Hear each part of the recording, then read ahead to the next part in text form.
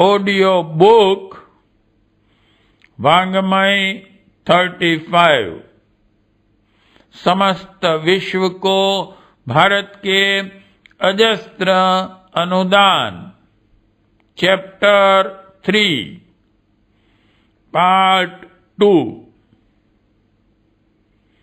संप्रदाय नहीं, दर्शन, शिष्य नहीं, उत्तराधिकारी।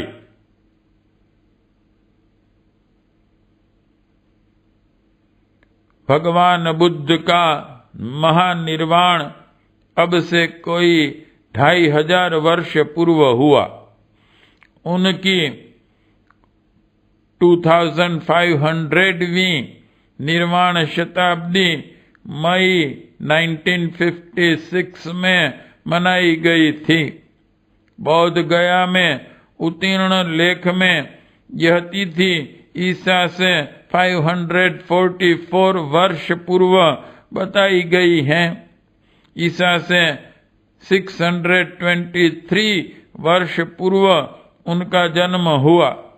पिता शुद्धोधन कौशल राज के अधीन शाक्य गणतंत्र के प्रमुख शासक थे। उनकी माता महामाया जब कपिल वस्तु से अपने मायके देवग्रह जा रही थी, तब लुम्बिनी वन में 2 साल वृक्षों की छाया में बुद्ध का जन्म हुआ।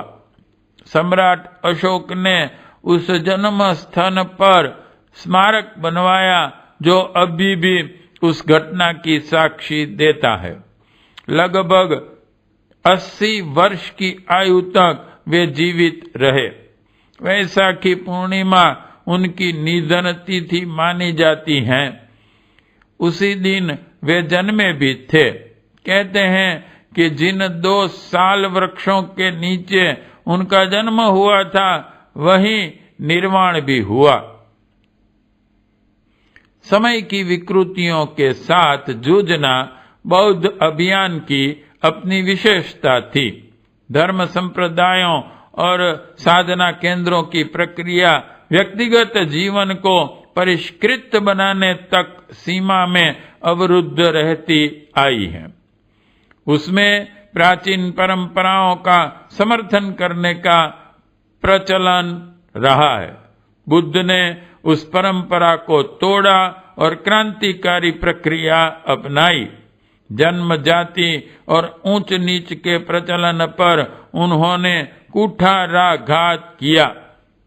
चुंद लुहार, उपली नाई, अम्बपाली वेश्या, मल्लिका शूद्रा का उनके वर्ग में सवर्णों से कम सम्मान नहीं था। ब्राह्मणवाद के आतंक से वे डरे नहीं। यज्ञों में, मंदिरों में प्रचलित पशु बलि का विरोध करके उन्होंने पुरोहित वर्ग को खुली चुनौती दी। वामाचार की मध्य, मांस, मुद्रा, मैथुन की निकृष्ट भौतिक लिप्साओं को उन्होंने धर्म क्षेत्र की विकृतियां घोषित किया और इस संघर्ष में उन्हें पग पग पर विविध संघर्षों का सामना करना पड़ा। पुरोहितों और रूढ़िवादियों ने उन्हें गिराने के लिए बुरी से बुरी दुर्भी संधियां करने में कसर न रखी, पर वे आत्मा साधना के साथ लोक मंगल के लिए कठोर प्रयत्न करने में अपने मंतव्य से तनिक भी पीछे न हटे। रचनात्मक कार्यों में बौद्ध प्रवृत्तियों का समुचित सम्मान था।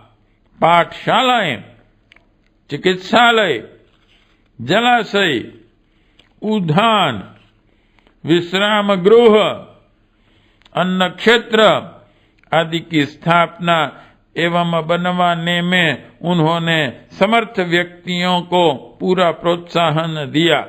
पशुओं की हत्या और उनके साथ निर्दय व्यवहार को रोकने में समुचित प्रयास किया। ऐसे करुणा संवर्धन के सेवा साधना भरे कार्यों ने जनसाधारण के मन में और भी अधिक गहरा स्थान प्राप्त किया। भगवान बुद्ध ने सर्वप्रथम जिन 5 शिष्यों को शिक्षा दी, उन्हें धर्म चक्र प्रवर्तन के लिए, धर्म विजय के लिए प्रचार परिव्रज्या पर भेज दिया गया। 5 शिष्य विभिन्न दिशाओं में धर्म प्रचार के लिए चल पड़े। स्वयं बुद्ध ने भी एक मंडली बनाई और वे स्वयं भी ज्ञान का आलोक फैलाने के लिए भ्रमण करने लगे। बौद्ध धर्म के महाभग्ग ग्रंथ में इस धर्म चक्र प्रवर्तन के उद्देश्य, स्वरूप और क्रियाकलाप का विस्तार पूर्वक वर्णन है। मगध राज्य में गया, उर्वेल, राजगृह, नालंदा, पाटलिपुत्र, दक्षिणगिरी, अंधकबिंद, कल्लवाल, सुत्तगाम स्थानों में बुद्ध के प्रचार कार्य का विस्तृत उल्लेख मिलता है। उन्होंने कौशल राज्य में जाकर भी अपनी प्रचार प्रक्रिया को विस्तृत बनाया।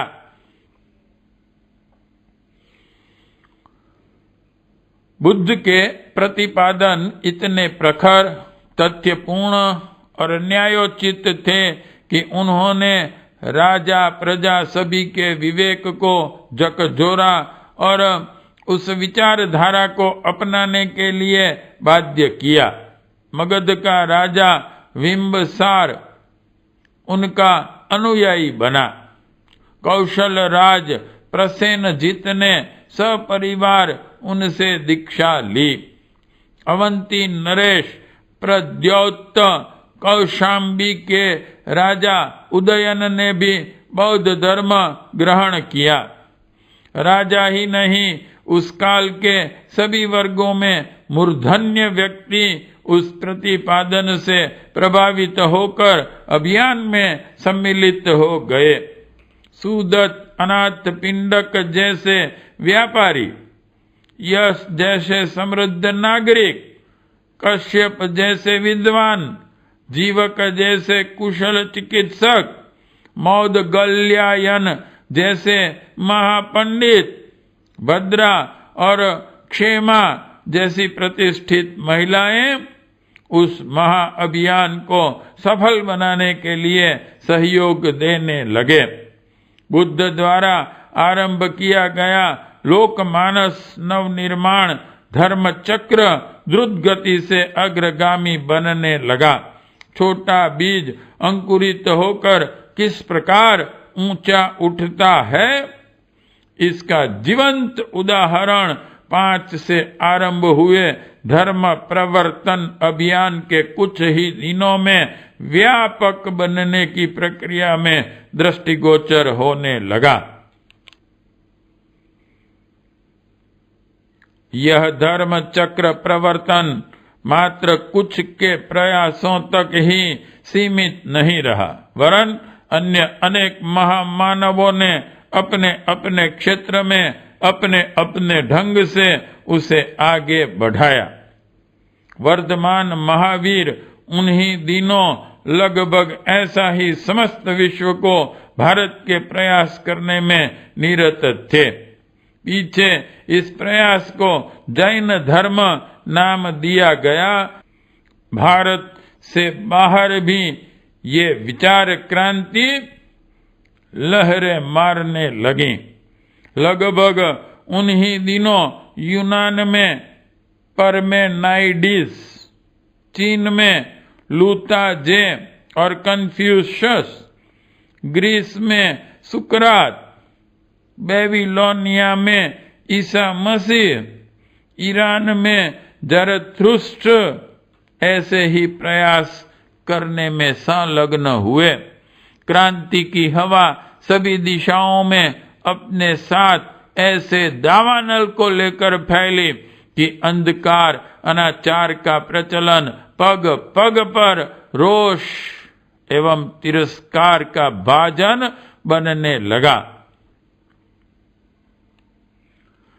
बुद्ध के जीवन काल में यह अभियान प्रधानता भारत की सीमाओं में ही रहा, पर इसका क्षेत्र बराबर बढ़ता और व्यापक बनता चला गया। उसमें संभ्रांत लोग शामिल होते चले गए। विचारशील वर्ग ने मुक्त कंठ से उसे सराहा और सहयोग दिया। तदनुसार जनता ने भी उसे श्रद्धा पूर्वक शिरोधार्य किया। भद्रक, अनुरुद्ध, कंबिल, भृगु, नंद, आनंद, उपली जैसे प्रभावशाली लोगों का समर्थन मिला। शाक्य, मल्ल, मग, कोलीय, वूली, मौर्य और लिच्छिव देश के लोगों ने सामूहिक रूप में बौद्ध धर्म में प्रवेश किया। वैशाली और कुशीनार के राजाओं का सहयोग प्रयोजन में बहुत सहायक सिद्ध हुआ। महिलाएं भी उस महाक्रांति को अग्रगामी बनाने में पूरे उत्साह के साथ आई। महाप्रजापति गौतमी के प्रभाव से शाक्य वंश की सहस्त्रों महिलाएं बुद्ध की अनुगामिनी बनी। विशाखा और आम्रपाली ने उस अभियान में बढ़ चढ़कर भाग लिया। अनाथ पिंडक की पुत्री के अथक प्रयास ने तो सारे भांग प्रदेश की ही उस रंग में रंग दिया। कौशाम्बी की रानी सामावती ने अपने पति उदय को बौद्ध धर्म में दीक्षित करा के ही दम लिया। महिला भिक्षुणियां पुरुष भिक्षुओं से किसी भी क्षेत्र में पीछे न थी। आम्रपाली ने विशाल आम्रवन बौद्ध विहार के लिए दान दे दिया। Early history of the Buddhism and the Buddhist school ग्रंथ के अनुसार बुद्ध के जीवन काल में ही उनका अभियान महाकच्छ, सुपारक, रोरक, अपारात्र, कुरु, भद्र आदि भारत के उत्तर पश्चिम के राज्यों में पूरी तरह जड़ जमा चुका था। इन राज्यों में अनेकों बुद्ध विहार बन चुके थे। भगवान बुद्ध ने दूसरे धर्म संस्थापकों की तरह अपनी पूजा कराने या सस्ते स्वर्ग के टिकट बांटने के लिए छुटपुट कार्यक्रमों का प्रचलन नहीं किया। उन्होंने अपने अनुयायियों को समग्र क्रांति के लिए सद्धर्म की प्रतिष्ठापना के लिए प्रेरित किया था। अस्तु उनके अनुयायी अपने धर्म गुरु के न रहने पर भी उस पुनित प्रक्रिया को अग्रगामी बनाने के लिए उत्साह पूर्वक तत्पर बने रहे। संपन्न लोगों ने मुक्त हस्त से अपने खजाने खाली कर दिए। प्रभावशाली लोगों ने अपनी प्रतिभा का पूरा पूरा लाभ उस मिशन को दिया। विद्वानों ने समर्थन का पहाड़ जितना साहित्य जुटा दिया। प्रचारकों की टोलियां अतीव कष्ट सहन करती हुई देश देशांतरों को प्रयाण करती रही। इन सब के समन्वित त्याग बलिदान का ही प्रभाव था कि बौद्ध धर्म अपने समय में एक महत्वपूर्ण और अनुपम भूमिका संपादन करने में समर्थ हो सका। दूसरे मतांतरवादियों की तरह यदि बुद्ध धर्म भी गुरु वंदना अथवा कर्म कांडों के टंट घंट तक सीमित रहा होता तो निश्चय ही बरसाती मेंढकों की उत्पन्न हुए अगणित संप्रदायों की तरह वह भी उपहासास्पद स्थिति में पड़ा रह जाता। थोड़े अंधानुयायियों के अतिरिक्त और कोई इस विडंबना की छाया को छूने के लिए तैयार न होता। बुद्ध धर्म की स्थापना एक क्रांतिकारी अभियान के रूप में हुई थी, अस्तु उनका नश्वर शरीर न रहने पर भी उस अभियान में कोई शिथिलता नहीं आई, वरन 100 गुने उत्साह के साथ वह अग्रगामी होता चला गया। बौद्ध धर्म के सबसे बड़े आश्रयदाता सम्राट अशोक थे। वे शासन व्यवस्था के आवश्यक कार्यों से बची हुई प्रायः संपूर्ण शक्ति धर्म चक्र प्रवर्तन में लगाते थे। विदेशों तथा भारत के सुदूर क्षेत्रों में धर्म प्रचार के लिए अभिष्ट यात्रा साधन वे ही जुटाते थे। विद्वानों प्रचारकों की शिक्षा दीक्षा के कितने ही विहार बनाने और चलाने का श्रेय उन्हीं को है। नेपाल के राजवंश में उन्होंने अपनी एक पुत्री का विवाह कर उस क्षेत्र में धर्म चक्र प्रवर्तन का नया अध्याय खोला। उनके पुत्र और पुत्री लंका आदि देशों में गए और वहां संघ की स्थापना की। धार्मिक स्तर ही नहीं, अशोक के प्रयास राजनीति स्तर पर भी जारी रहे। उन्होंने अपने राजदूत अन्य देशों में भेजकर वहां के राजाओं को बौद्ध धर्मानुयायी होने एवं राजाश्रय देने का सफल अनुरोध किया। भारत उन दिनों अनेक स्वतंत्र राज्यों में बटा हुआ था। उसके कितने ही राजाओं ने आदरपूर्वक के अनुरोध को स्वीकार किया और अपने देशों में धर्म चक्र प्रवर्तन के लिए सहयोगात्मक उत्साह दिखाया। भारत से बाहर गांधार, सुवर्ण भूमि, मलाया, सुमात्रा, सीरिया, मिस्र, मैसेडोनिया, इपिरस, सिरेनिया, यवन आदि देशों में धर्म प्रचार का पथ प्रशस्त होता चला गया। बौद्ध प्रचारकों की लगन और निष्ठा की जितनी सराहना की जाए उतनी ही प्रशंसा इन राजनैतिक और आर्थिक प्रयत्नों की भी करनी पड़ेगी, जिनके आधार पर प्रचारकों को महत्वपूर्ण सहायताएं उपलब्ध करना संभव हो सका।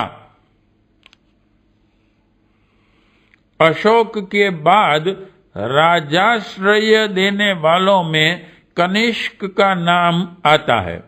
मध्य एशिया, चीन, Japan, Tibet, Burma, Thailand, Cambodia आदि देशों में धर्म विस्तार का श्रेय कनिष्क की अशोक परंपरा अपनाने वाली निष्ठा को दिया जा सकता है। भारत में मगध, कौशल, उज्जैनी, मैसूर, कश्मीर, आंध्रा, पुलिंद, चोल, पांड्य आदि देशों का राजाश्रय बौद्ध धर्म को उपलब्ध था।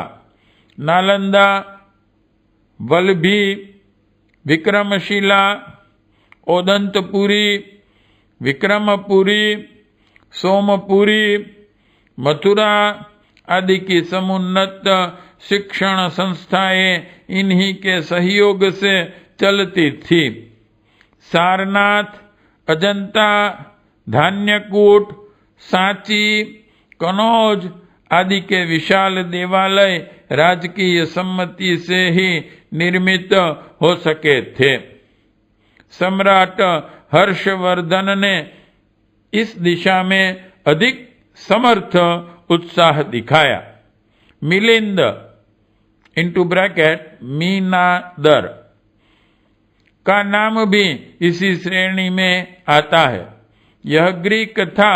इसका काल ईसा की 5वीं शताब्दी माना जाता है। इसका उल्लेख मिलिंद पन्ह नामक बौद्ध जातक में विस्तार पूर्वक आता है। उनके प्रभाव से कंधार, पेशावर, काबुल घाटी तथा उत्तर भारत के कश्मीर, पंजाब आदि कितने ही प्रदेश बौद्ध धर्म में दीक्षित हुए। कनिष्क कुषाण वंशी चीनी तुर्किस्तान का नागरिक था। उसका समय ईसा की 1म शताब्दी माना है। मध्य एशिया के सुविस्तृत क्षेत्र में तथा भारत के कतिपय क्षेत्रों में उसका राज्य फैला हुआ था। उसने कितने ही विहार तथा चैत्य बनवाए। इनमें पेशावर का स्तूप 400 फीट ऊंचा था। बौद्ध साहित्य को उसने मध्य एशिया की अनेक भाषाओं में विद्वानों द्वारा अनुदित कराया और उस क्षेत्र के अनेक देशों में धर्म प्रचारक भेजने तथा उन्हें प्रशिक्षित करने के लिए आश्चर्यजनक कार्य किया। कनिष्क के सिक्कों पर भगवान बुद्ध का चित्र अंकित था। हर्ष देश के राजा हर्षवर्धन बौद्ध धर्म की निष्ठा में पूरी तरह रंगे हुए थे। वे नालंदा विश्वविद्यालय के संरक्षक थे तथा धर्म चक्र प्रवर्तन में भारी योगदान देते थे। इनके समय में भारत में ब्राह्मण धर्म और बौद्ध धर्म के बीच संघर्ष चल रहा था, तो भी हर्षवर्धन दोनों को परस्पर पूरक और एक ही वृक्ष की 2 डालियां मानते थे। राज्याश्रय के 1000 बौद्ध भिक्षुओं तथा 500 ब्राह्मण संतों के लिए निर्वाह तथा शिक्षा की व्यवस्था होती थी। चीनी यात्री च्युआनचांग सन 630 से 644 तक 14 वर्ष भारत में रहा। उन दिनों हर्षवर्धन का शासन काल था। चांग ने धर्मनिष्ठा का विस्तृत विवरण किया है और एक संस्मरण में यह भी लिखा है कि हर्ष ने समस्त राज्य कोष तथा व्यक्तिगत संपत्ति धर्म चक्र प्रवर्तन के लिए योगदान करते हुए अपने शरीर के बहुमूल्य वस्त्र तक उतारकर दान कर दिए थे और अंततः अपनी बहिन राज्यश्री के दिए पुराने वस्त्र को पहनकर दान वेदी से उठा था। विदेशी आक्रमणकारियों ने भारत में अपना लूट खसोट का मनोरथ तो अच्छी तरह से पूरा किया, पर साथ ही वे इस देश की तत्कालीन श्रेष्ठ संस्कृति के सामने परास्त भी होते चले गए। इतिहास में मिनांडर नामक एक ऐसे ग्रीक आक्रमणकारी का वर्णन है जो क्षेत्र विजय में तो सफल रहा, पर धर्म विजय क्षेत्र में पराजित होकर रह गया। बौद्ध भिक्षुक नागसेन के साथ उसकी लंबी चर्चा दार्शनिक विषयों पर रही। फलतः वह इतना प्रभावित हुआ कि बौद्ध धर्म में ही दीक्षित हो गया। एक मिनांडर ही नहीं, उन दिनों यूनान के अनेक राजा बौद्ध धर्म के अनुयायी बन चुके थे। इसका क्रमबद्ध इतिहास तो उपलब्ध नहीं, पर युची शासक हतीय के सिक्कों पर शिव और त्रिशूल की मूर्ति छपी रहने से यह स्पष्ट है कि वहां भारतीय धर्म का प्रचलन था। ग्रीक और पार्थियन लोगों के लेख प्राकृत भाषा में हैं। इनके सिक्कों पर राजा के धार्मिक होने का उल्लेख है। कुषाण वंशी कनिष्क का अधिकृत प्रदेश उज्जैन तथा सांची से लेकर गोबी मरुस्थल तक फैला पड़ा था। उत्तरी भारत से लेकर चीनी तुर्किस्तान तक उसी का राज्य था।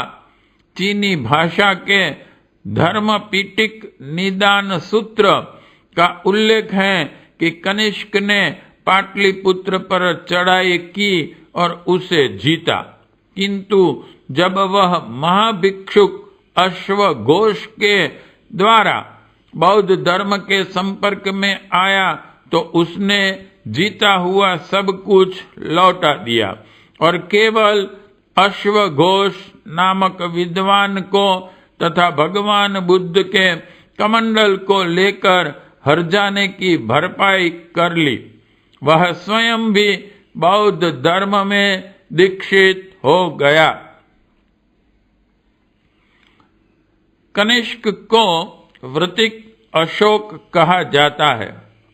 उसने अपने राज्य में बौद्ध धर्म का प्रचार करने के लिए भारी प्रयास किया। चीन, तिब्बत, मंगोलिया, खोतान आदि क्षेत्रों से उपलब्ध साहित्य से स्पष्ट है कि उस दिनों कनिष्क को शासनाध्यक्ष के रूप में ही नहीं, धर्माध्यक्ष के रूप में भी लोक श्रद्धा उपलब्ध थी। मध्य एशिया में बौद्ध धर्म की जड़ जमाने का बहुत कुछ श्रेय कनिष्क को दिया जा सकता है, जिसने प्रचारकों के लिए सभी आवश्यक सुविधा सामग्री उपलब्ध की और प्रजा को उसके अनुगमन के लिए प्रोत्साहित किया। उसने अपनी राजधानी पेशावर में 13 मंजिला एक बुद्ध स्मारक स्तूप बनवाया जो 9वीं शताब्दी तक खड़ा रहा। उन दिनों उसे संसार की उच्चतम इमारत में गिना जाता था।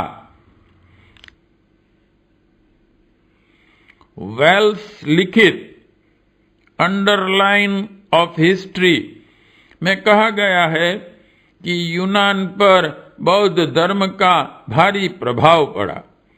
अशोक 250 वर्ष बाद इस क्षेत्र के जूडिया प्रदेश में ईसा उत्पन्न हुए। उनकी शिक्षाओं पर बुद्ध दर्शन का प्रभाव अत्यंत स्पष्ट है। अशोक द्वारा यूनान में थेराप्युत नामक वैद्य भेजे गए। उसने चिकित्सा के साथ साथ धर्म प्रचार भी जारी रखा। उनके अनुयायियों का थेराप्युत एक वर्ग भी बन गया। पीछे उनकी चिकित्सा पद्धति पाश्चात्य चिकित्सा पद्धति का एक अंग बन गई, जिसे थेराप्यूटिक्स कहते हैं। सिकंदरिया के प्रचारकों के साथ साथ व्यापारी भी पहुंचे और वहां उनने अपनी बस्तियां बसाई। इतिहास लेखक क्लेमेंट और क्रिस्टोस्टम के अनुसार सिकंदरिया में कई जाति के भारतीय बड़ी संख्या में रहते थे। प्रचंड अभियान अक्सर आंधी तूफान की तरह बढ़ते हैं। तब उनके सामने दो कठिनाइयां उत्पन्न होती हैं। एक यह कि उनमें कूड़ा कचरा आकर मिल जाता है और वह उस पवित्र प्रवाह को गंदा बनाने लगता है। दूसरी यह कि अगणित मनुष्यों के सहकार से आंदोलन चलने के कारण उसकी विभिन्न दिशाओं में खींचातान होती है। कोई प्रवाह को एक दिशा में ले जाना चाहता है तो कोई दूसरी दिशा में। इन दो कठिनाइयों के कारण सदुद्देश्य पूर्ण अभियानों के सामने भी उनके असफल हो जाने का खतरा उत्पन्न हो जाता है। दूरदर्शी नेतृत्व इन दोनों चट्टानों से बचाकर जहाज को आगे बढ़ाता है। बुद्ध के नेतृत्व में भी आरंभ हुई विचार क्रांति को भी इन दो कठिनाइयों का सामना करना पड़ा। उस अभियान में उच्छृंखल तत्व घुस पड़े थे और अपनी महत्वाकांक्षाओं की पूर्ति के लिए उस प्रवाह का उपयोग करना चाहते थे। यदि उनकी बात चलने दी जाती तो उससे चंद तत्वों का व्यक्तिगत लाभ तो खूब होता, पर लक्ष्य की पूर्ति कठिन हो जाती। बुद्ध की मृत्यु के कुछ ही समय उपरांत सुभद्र नामक महत्वाकांक्षी भिक्षु ने खुले आम कहना शुरू कर दिया, अच्छा हुआ बुद्ध मर गए, हम लोग उनके चंगुल से छूटे।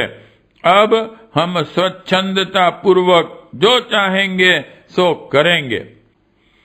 इस प्रकार के महत्वाकांक्षी व्यक्ति कम नहीं थे और वे अपना अपना अलग वर्ग खड़ा करने को उतारू थे।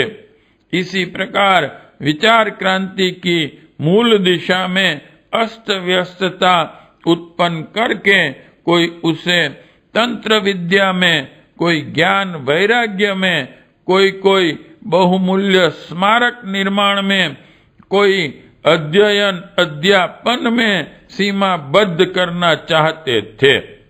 इस खींचतान को रोकने के लिए दूरदर्शी विवेकवान लोगों ने समय समय पर विचारशील लोगों की महापरिषदें बुलाई, जिन्हें संगीति नाम दिया गया। इतिहास में ऐसी कई संगीतियों का विवरण मिलता है।